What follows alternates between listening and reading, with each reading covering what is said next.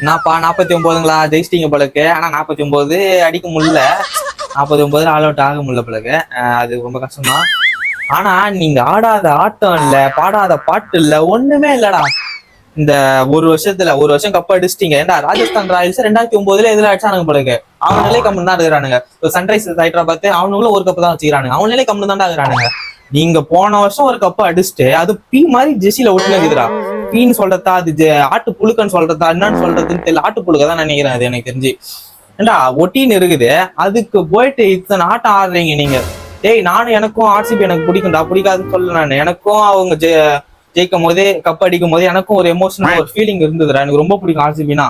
ஆனா நீங்க இந்த ஒரு வருஷத்துல வேற மாதிரி கொண்டு போறீங்களா நீங்க உங்க டீம்? அண்ணா உண்மையிலே நல்லாதான் விளாடுறீங்க, நல்ல ஃபார்ம்ல இருக்கிறீங்க, இல்லைன்னு சொல்லல. ஆனா கொஞ்சம் அடங்கி வாசிங்க, ஓகேவா? நிறைய டீம் இருக்கிறானுங்க உங்களுக்கு அப்புறம். டப்புன்னு கம்பேக் கொடுத்தாலும் கொடுப்பானுங்க, சொல்ல முடியாது, ஓகேவா? நீங்க இந்த வருஷம் ஜெயிக்கலாம், ஜெயிக்காம கூட போகலாம். அது நான் எதுவும் சொல்ல, நான் ஜெயிச்சா நல்லதுதான், ஓகேவா? ஆனா நம்ம நண்பர் ஒருத்தர் இருக்கிற, நம்ம மச்சான் ஒருத்தர் இருக்கிற, என்ன சொல்றாருன்னா, மச்சான் இந்த வருஷமும் நாங்க தான்டா, அதுக்கு அடுத்து 5 வருஷமும் நாங்க தான். சரி ஓகே, 5 வருஷம் நீங்க தான், ஓகேவா?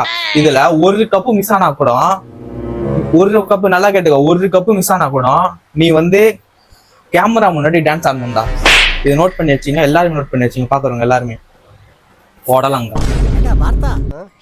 கோவில் என்ன பேட் பேட். சாரி மாமா.